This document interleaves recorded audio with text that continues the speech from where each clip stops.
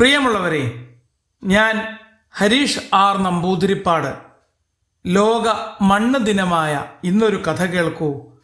മണ്ണിൻ്റെ അത്ഭുത കഥ. മലനിരകളുടെ നടുവിൽ പച്ചപ്പാർന്ന വലിയ കാടുണ്ടായിരുന്നു.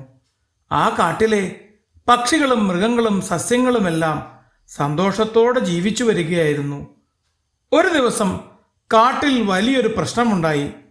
മരങ്ങളുടെ ഇലകൾ പൊഴിഞ്ഞു തുടങ്ങി, ചെടികൾ പൂക്കാതായി, പഴങ്ങൾ നശിച്ചു. സസ്യങ്ങൾക്ക് വെള്ളം ലഭിച്ചാലും വളരാതെയായി, പലതും ഉണങ്ങിത്തുടങ്ങി. കാട്ടിലെ മൃഗങ്ങൾ ഭയപ്പെട്ടു.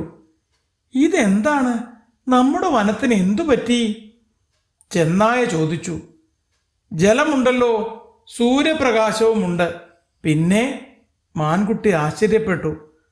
അവരുടെ സംസാരം കേട്ട് മണ്ണിര പറഞ്ഞു, മണ്ണ് നിങ്ങളെല്ലാവരും ജീവിക്കാൻ സഹായിക്കുന്ന ഏറ്റവും പ്രധാനപ്പെട്ട ഭാഗം മണ്ണാണ്.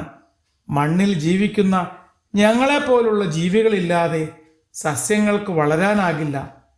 മണ്ണിലെ ജീവികൾക്ക് മാത്രമേ മണ്ണിനെ ശ്വസിപ്പിക്കാനും ഭക്ഷണം നൽകാനും മാലിന്യം ചീയിച്ച് മണ്ണിൽ ലയിപ്പിക്കാനും കഴിയൂ. മൃഗങ്ങൾ അത്ഭുതപ്പെട്ടു. ഇക്കാര്യം ഞങ്ങളാരും ഇതുവരെ അറിഞ്ഞില്ലല്ലോ. കുരങ്ങൻ തല ചൊറിഞ്ഞുകൊണ്ട് പറഞ്ഞു. മണ്ണിര തുടർന്നു. മണ്ണിനെക്കുറിച്ച് വളരെ കുറച്ച് മാത്രമേ നിങ്ങൾക്കറിയൂ. ബാക്കിയെല്ലാം രഹസ്യങ്ങളാണ്. പക്ഷേ നിങ്ങൾ മണ്ണിനെ തീരെ സ്നേഹിക്കുന്നില്ല, സംരക്ഷണം നൽകുന്നുമില്ല. മരങ്ങൾ വെറുതെ മുറിച്ചു കളയുന്നു, മാലിന്യം മണ്ണിൽ വലിച്ചെറിയുന്നു, ഒരേ വിളവ് തന്നെ വീണ്ടും വീണ്ടും കൃഷി ചെയ്യുന്നു. ഇതെല്ലാം മണ്ണിനെയും ഞങ്ങളെയും ബാധിക്കുന്നു. ഞങ്ങളില്ലെങ്കിൽ മണ്ണിൻ്റെ ജൈവ വൈവിധ്യം നശിക്കും. പിന്നെ ഈ കാട് തന്നെ ജീവിക്കാൻ പറ്റാത്തതായി തീരും. ഇത് കേട്ട മൃഗങ്ങൾ ഒരുമിച്ച് കൂടി. ആന പറഞ്ഞു, ഇനി മുതൽ ജീവജാലങ്ങളെയും സസ്യങ്ങളെയും മണ്ണിനെയും മരങ്ങളെയും നമുക്ക് കാത്തു സൂക്ഷിക്കാം. നമ്മുടെ കാട് നമ്മളെല്ലാവരുടെയും വീടാണ്. പക്ഷികൾ തീരുമാനിച്ചു. മാലിന്യം എവിടെയും ചിതറാതെ എല്ലാവരും ശുചിത്വം പാലിക്കുക. മാനുകൾ തീരുമാനിച്ചു. പുല്ലും ചെടികളും ചവിട്ടി നശിപ്പിക്കുന്നവരെ തടയും. അനാവശ്യമായി മരങ്ങൾ നശിപ്പിച്ചു കളയുന്നവരെ തടയുമെന്ന് കുരങ്ങന്മാരും തീരുമാനിച്ചു. പുലിക്കുട്ടൻ വലിയ ശബ്ദത്തിൽ പറഞ്ഞു, മണ്ണിനെ സംരക്ഷിക്കുന്നത് നമ്മുടെ നിലനിൽപ്പിനു വേണ്ടിയാണ്. അന്നു മുതൽ കാട് സന്തോഷത്തിലേക്ക് മടങ്ങി.